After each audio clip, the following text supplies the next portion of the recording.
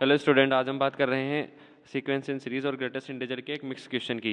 यहाँ पे हमें greatest integer of under root 1, greatest integer of under root 2, greatest integer of under root 3 plus 120 तक दे रखा है।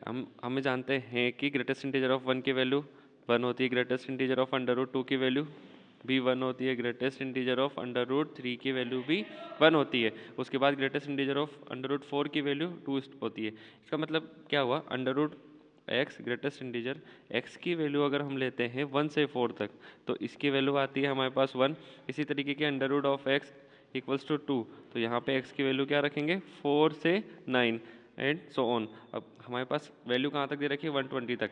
तो ग्रेटेस्ट इंटीजर ऑफ एक्स की वैल्यू 10 कब आएगी, जब हम एक्स की वैल्यू रखेंगे 100 से 120 के बीच में। तो ये सीरीज़ क्या बन जाएगी, इसकी वैल्यू भी 1 आ रही है, इसकी वैल्यू भी 1 आ रही है, इसकी वैल्यू भी 1 आ रही है, इसके बाद 2 2 2 वैल्यू आएगी।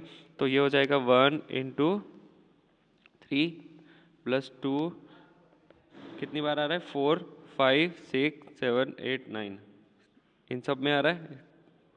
तो वो आ जाएगा 5 टाइम्स प्लस 3 कितनी बार आ रहा है 7 times plus dot dot plus 19 आएगा 9 टाइम्स, 10 आएगा 21 टाइम्स। तो इसका जनरल टर्म अगर हम लिखें तो आर की वैल्यू क्या आ रही है 1 से 10 तक आर 2r प्लस 1।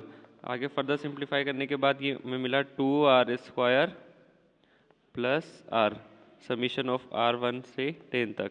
ये 2 बाहर आ जाएगा। समीशन ऑफ r² क्या होता है r into r plus 1 n into n plus 1 2n plus 1 by 6 और n की वैल्यू है 10 तक। तो ये हो जाएगा 10 into 11 into 21 by 6 plus summation of r होता है n into n plus 1 by 2 यानी कि 10 इंटू 11 बाई 2।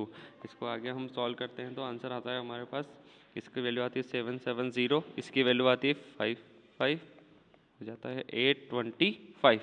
आंसर क्या हो जाएगा।